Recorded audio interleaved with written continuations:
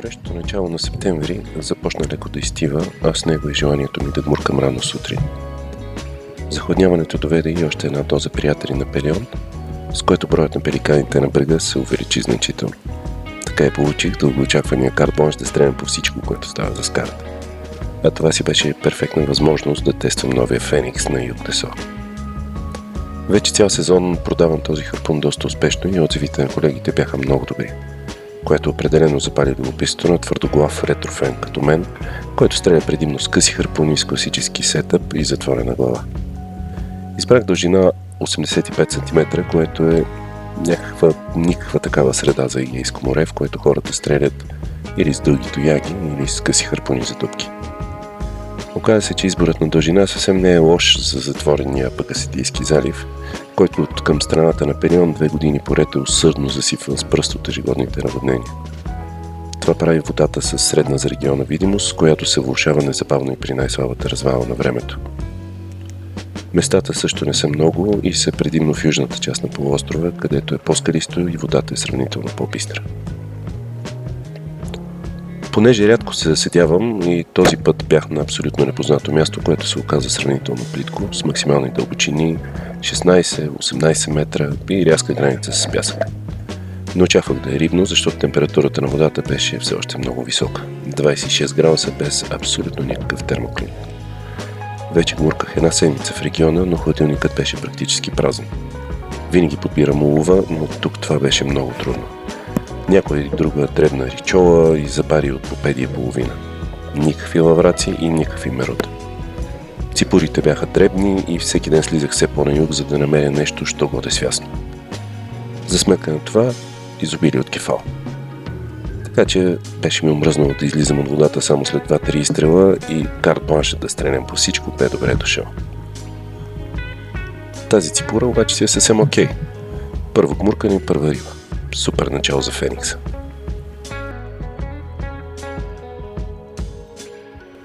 Както ви казах, днеска имам карт-бланш, така че няма да прощаваме и на платерините.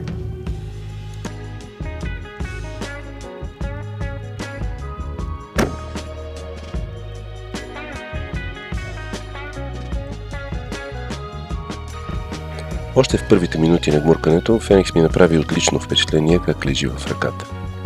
Разбира се, бях се постарял да го подготвя добре още на сушата.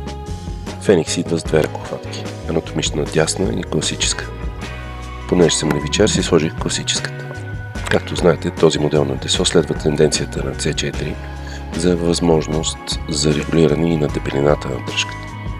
В случая това става с допълнителни вложки, които дават възможност да напаснете така дръжката, че пръстът ви да ляга перфектно на спусъка.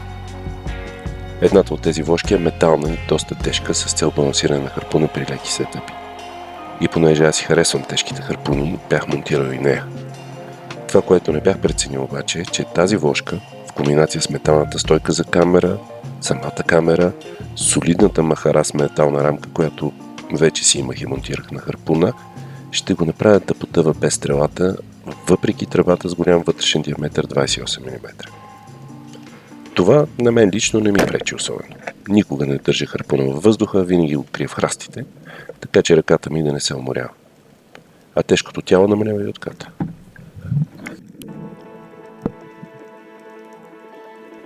Както на всеки от вас и на мен понякога обаче ми се налага да гмуркам втори път, а в мътна вода, въжето на макарата, предпочитам да ме води до дупката, в която останала стрелата.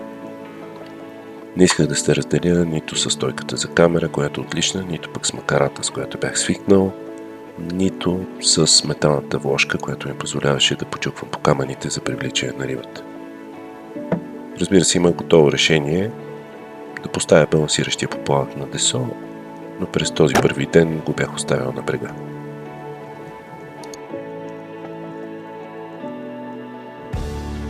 Четвърта риба, 3 от които платерини. Не знам за вас, но в такива случаи на мен започва да ми доскучава. Освен това, явно вече бях стигнал най-дълбоката зона и нямаше да е зле да се огледам за нещо по-различно.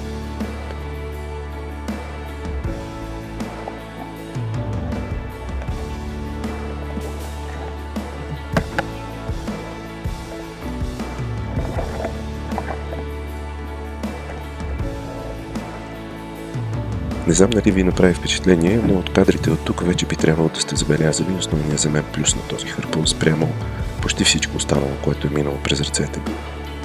Обърнете внимание на разположението на ластиците в заредено положение.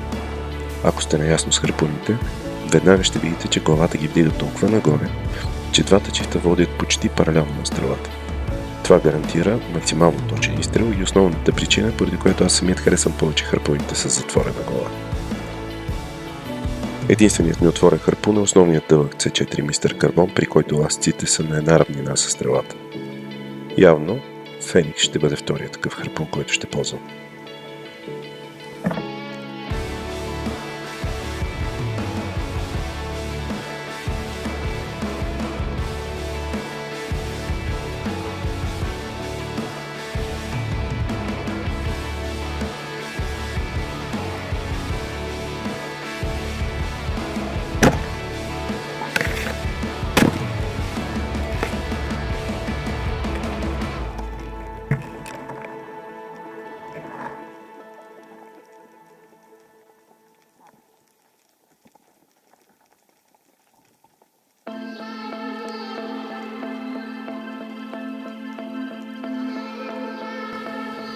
Това е едва втория път за цяла седмица, в който виждам врани.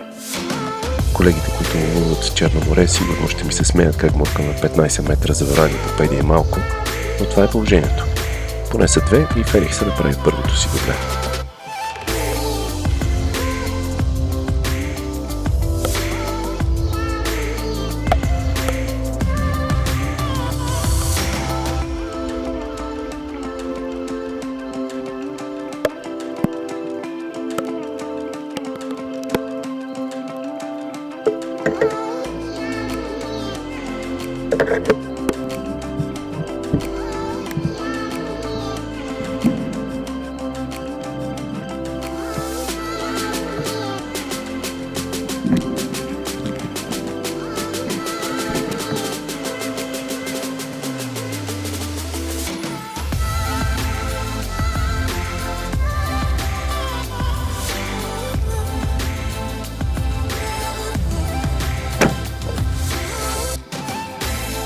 Останах в зоната още малко, но за съжаление нищо по-интересно не мина.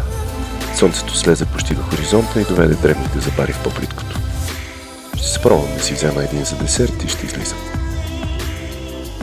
Речено сторено. По пътя към брега си направих равносметката, че като за първи ден с харпун, който никога не съм ползвал и с който не съм свикнал, Феникс оправда всичките ми очаквания. Явно макарата ми е тежка и ще трябва да сменя металната баластна вложка с дръжката с пластмасова, каквито има в комплект. Със сигурност това ще балансира перфектно харпуна. За пореден път обаче перфектна работа на дизайнерите на C4, които успяха да стоплят сърцето на един закоравял ретрофен с това водене на ластиците.